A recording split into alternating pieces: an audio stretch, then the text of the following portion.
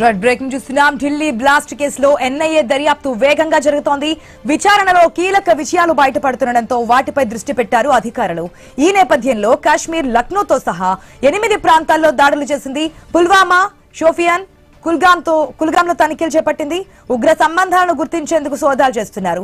అధికారుల దర్యాప్తులో మత పెద్ద మౌల్వీ ఇర్ఫాన్ కీలకంగా మారడంతో ఆయన ఇంట్లో కూడా రైడ్స్ జరుగుతున్నాయి.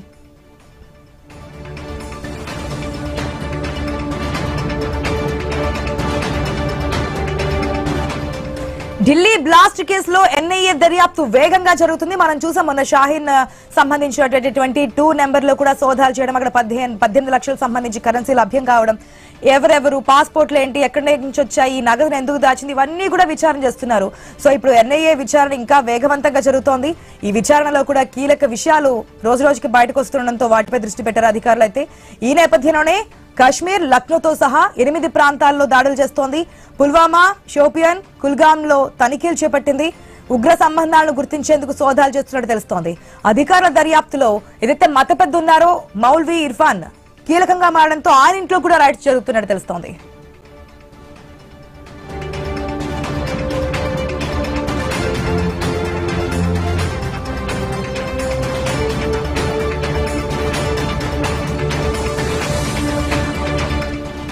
మనం రోజు చూస్తూనే ఉన్నాం ఢిల్లీ బ్లాస్ట్ కేసులో ఎన్ఐఏ విచారణ ఏ విధంగా జరుగుతోంది. రోజుకొక అంశం వెలుగులోకి వస్తోంది. అసలు ఆ ల్యాబ్ పక్కనే ఏదైతే అల్ఫలా యూనివర్సిటీలో దాని పక్కనే ల్యాబ్ లోంచి రసాయనాలు తీసుకురావడం, వాళ్ళ రూమ్ లో కలిపి మాట్లాడడం. నిన్న డాక్టర్ షాహీన్ సంబంధించినటువంటి ఇన్ఫర్మేషన్ బయటికి రావడం, లాకర్ ఓపెన్ చేయడం, 22వ నెంబర్ గది నుంచి 18 లక్షలు డాలర్స్ అదే నగదును పట్టుకోవడం, పాస్పోర్ట్లకు సంబంధించి అసలు ఏం జరిగింది ఏంటనేది విచారిస్తున్నారు. ఇప్పుడు ఎన్ఐఏ విచారణ ఎంత వేగంగా జరుగుతుందో మనం చూస్తున్నాం. విచారణలో కూడా చాలా విషయాలు బయటపడుతున్నాయి. ఈ నేపథ్యంలోనే అటు కాశ్మీర్, లక్నోతో సహా 8 ప్రాంతాల్లో కూడా దాడులు చేసింది. పుల్వామా, షోపియాన్, కుల్గాంలో తనిఖీలు చేపట్టింది. ఉగ్ర సంబంధాలను గుర్తించేందుకు సోదాలు చేస్తుంది. ఎవరెవరు ఉన్నారు, ఇంకా ఎక్కడెక్కడి నుంచి ఇవన్నీ జరుగుతున్నాయి అనేది అధికారుల దర్యాప్తులో మత పెద్ద మౌల్వీ ఇర్ఫాన్ కీలకంగా మారడంతో ఆయన ఇంట్లో కూడా రైడ్స్ జరుగుతున్నాయి. దీనికి సంబంధించినటువంటి ఇన్ఫర్మేషన్ మా ఇన్ఫ్యూటర్ శ్రీకాంత్ ద్వారా తెలుసుకుందాం. Good morning Srikanth. నిన్న కూడా మనం చూసాం ఏదైతే షాహీన్ సంబంధించి సోదాలు చేయడం, ఆ రైడ్స్ లో మనకి 18 లక్షల నగదు, ఆ పాస్పోర్ట్స్, ఎక్కడికి వెళ్ళిపోవాలని గల్ఫ్ దేశాలకు వెళ్ళడానికి ప్రయత్నాలు చేయడము, అక్కడ ఎవరెవరితో మాట్లాడింది, ఇవన్నీ కూడా విచారణ చేస్తున్నారు. ఇప్పుడు మత పెద్దకు సంబంధించి ఇంట్లో కూడా సోదాలు జరుగుతున్నట్టు తెలుస్తోంది. ఎట్లా చూడొచ్చు? ASHA, good morning. సో మీరు అన్నట్టు ఢిల్లీ పేరులకు సంబంధించి రోజు రోజుకు కొన్ని సంచలన విషయాలే బయటకు వస్తున్నాయని చెప్పాలి.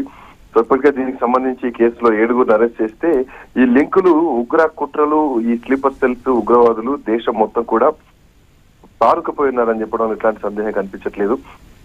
సో ఇట్లాంటి నేపథ్యంలో దీంట్లో భాగంగా ఇప్పటికే ఎన్ఐఏ కూడా విస్తృతంగా సోదాలు చేస్తోంది.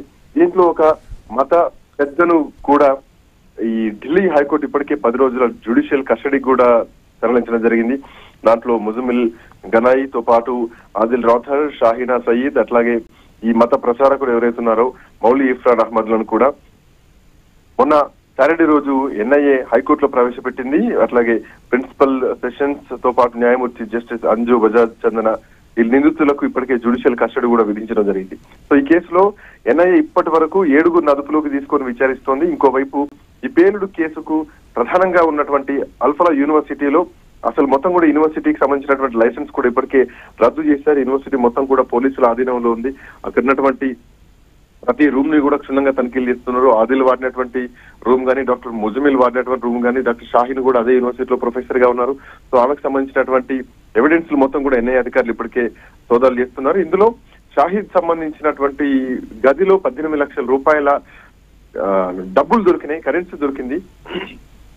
దాంట్లో అంటే విదేశీ కరెన్సీ కూడా ఉన్నట్టుగా తెలుస్తుంది. అంటే ఒక వారం రోజుల కిందనే పేలుడుకు సంబంధించి ఆమెకు పాస్పోర్ట్ కన్ఫర్మ్ అయిన గల్ఫ్ దేశాలకు వెళ్ళడానికి సిద్ధమవుతోంది ఇక ప్రయాణానికి. ఇట్లా నేపథ్యంలోనే పోలీసులు ఛేదించడం జరిగింది. మొత్తానికి అంటే ఈ డబ్బులు దొరికిన మొత్తం కూడా వైట్ కాలర్ టెర్రర్ మాడ్యూల్ కోసం యూజ్ చేయడానికి దాచుకున్నట్టుగా కూడా తెలుస్తోంది. ప్రస్తుతం ఎన్ఐఏ అధికారులు మొత్తం కూడా ఈ డబ్బులకు సంబంధించినటువంటి, హవాలకు సంబంధించినటువంటి ఈ నిధులు ఎక్కడి నుంచి వచ్చినటువంటి మూలాల కోసం అన్వేషణ చేస్తున్నారు. ఇట్లాంటి నేపథ్యంలో ఈ షాహీన్ ఎవరెవరిని సంప్రదించింది, ఏ దేశాలకు వెళ్ళొచ్చింది, ఇప్పటికి 2 పాస్పోర్ట్లు పోలీసులు సీజ్ చేశారు.